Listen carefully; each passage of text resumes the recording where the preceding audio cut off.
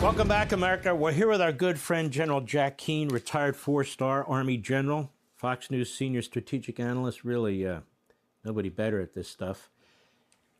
General Keane, let's talk about Venezuela for a moment. We have people trying to create a controversy around this when I think it's one of the greatest military operations in modern American history. In fact, it was so secret we still don't know everything that took place. We do know, I think, that none of our guys were injured or killed, and they got what they wanted to get, Maduro and his wife. What do you make of this? Well, I think it's what everybody has seen. I mean, this is a brilliant operation, flawlessly executed and planned in an incredible amount of detail, so much so that we could protect the insertion force, which had to fly a long distance, breaking the coastline of Venezuela, into a military compound, a military base, and then into the compound itself where Maduro was, and in a matter of minutes, snatch the Maduros and bring them back out, and then another long helicopter ride out, and be able to do that without any response to them of any consequence except for the security force on the ground protecting the Maduros, and most of those had to be killed by the insertion force. To be able to achieve that end state as flawlessly as it is and travel those kind of distances is nothing short of remarkable. And the other thing, Mark, is the consequences of this. It is a limited military operation, to be sure. It wasn't intent to take down a regime. The intent was to capture two people, and we accomplished that.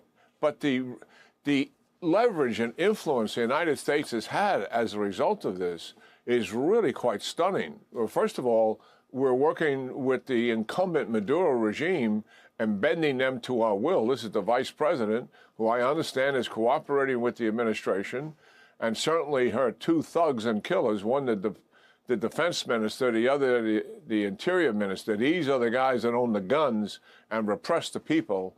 And obviously at some point, we have to keep our eye on them, make sure they understand how vulnerable they are, that they don't turn on the vice president who's cooperating with us. But then even the implications in the region itself, the Colombian president, I know for a fact, has called the president as he announced, but he essentially capitulated. I mean, here he was just a week ago saying he's willing to take up arms and fight the United States, and now he's capitulating and bending to our will. He will likely be deposed in an election in May of this year. But nonetheless, quite an impact. I suspect we'll be able to make some progress with the president of Mexico, Sheinbaum, who's been resisting conducting operations against the cartels who have such a stranglehold onto fentanyl production and its distribution into the United States. And likely, he will have a different attitude in terms of working with this administration, joint intelligence, and possibly even joint operations to assist her in doing that. Cuba, clearly on their knees as a result of this. Oil's going to be cut off. We'll see the country probably collapse economically. Nothing we have to do. It'll just significantly happen. And guess what? The reason for a lot of this was the foreign intervention, as you acutely and astutely pointed out in terms of the Monroe Doctrine. The foreign intervention in Venezuela has been significant. China, Russia, Cuba, and Iran. And all of them are taking a knee, as a result of this. And when you look elsewhere in the world, the impact is significant. And it's certainly gaining us leverage in dealing with the Iranians, which we'll likely discuss. So the worldwide impact in terms of adversaries taking notice and being reminded of what a military power the United States is, but even more importantly, how President Trump uses limited military action to accomplish an objective so there will be peace and stability. After all, in Venezuela, this is all about the freedom for the 28 million people there, and eventually moving towards democratically held elections so the people can put in power, who they want, and get this country back on its feet again. We'll be right back. Hey, Sean Hannity here. Hey, click here to subscribe to Fox News YouTube page and catch our...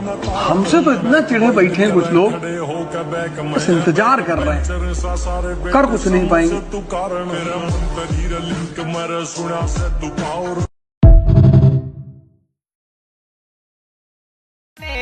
जनता पानी भगवान अनिल भैया ने